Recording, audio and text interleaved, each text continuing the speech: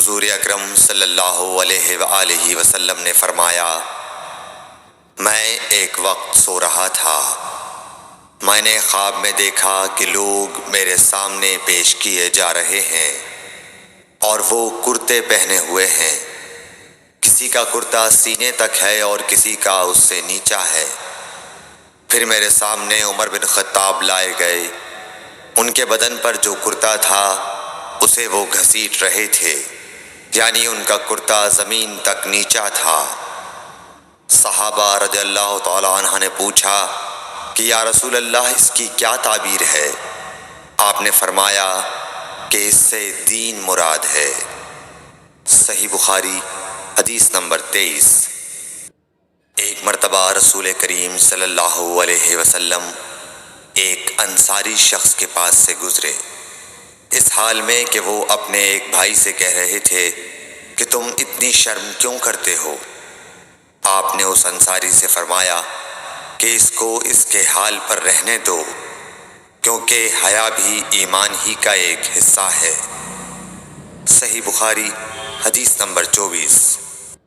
رسول اللہ صلی اللہ علیہ وسلم نے فرمایا، مجھے اللہ کی طرف سے حکم دیا گیا ہے کہ لوگوں سے جنگ کروں اس وقت تک کہ وہ اس بات کا اقرار کر لیں کہ اللہ کے سوا کوئی معبود نہیں ہے، اور یہ کہ محمد صلی اللہ علیہ وسلم اللہ کے سچے رسول ہیں، اور نماز ادا کرنے لگیں اور زکوٰۃ دیں۔ جس وقت وہ یہ کرنے لگیں گے تو مجھ سے اپنے جان و مال کو محفوظ کر لیں گے، سوائے اسلام کے حق کے۔ رہا ان کے دل کا حال تو ان کا حساب اللہ کے ذمے ہے۔ صحیح بخاری حدیث نمبر 25۔ رسول اللہ صلی اللہ علیہ وسلم سے دریافت کیا گیا کہ کون سا عمل سب سے افضل ہے؟ فرمایا، اللہ اور اس کے رسول پر ایمان لانا۔ کہا گیا اس کے بعد کون سا؟ آپ نے فرمایا کہ اللہ کی راہ میں جہاد کرنا۔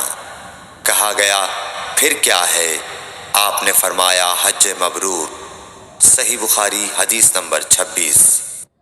رسول اللہ صلی اللہ علیہ وسلم نے چند لوگوں کو کچھ عطیہ دیا اور ساتھ وہاں موجود تھے۔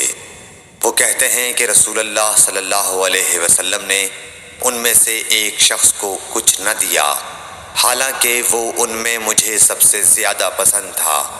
میں نے کہا حضور، آپ نے فلاں کو کچھ نہ دیا، میں اسے مومن گمان کرتا ہوں۔